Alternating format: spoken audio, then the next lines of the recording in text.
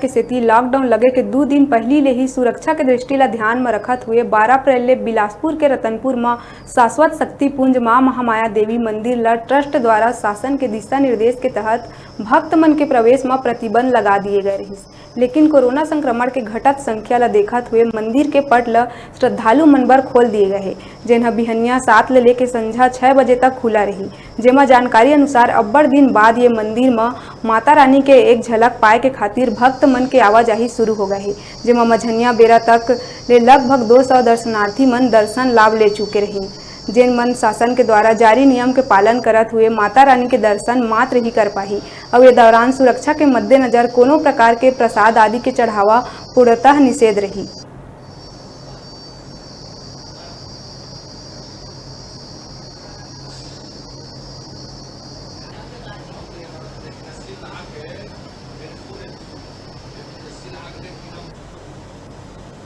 मंदिर का पट खोल दिया गया है आम दर्शनार्थियों के लिए। 56 दिन से आम दर्शनार्थियों का दर्शन लाभ नहीं हो रहा था और शासन के निर्देशानुसार ट्रस्ट के व्यवस्था अनुसार आम लोगों के लिए मंदिर माता जी का दर्शन जो है आज से प्रारंभ हो गया है और सारे बहुत सुबह से ही श्रद्धालु यहाँ पहुँच चुके हैं।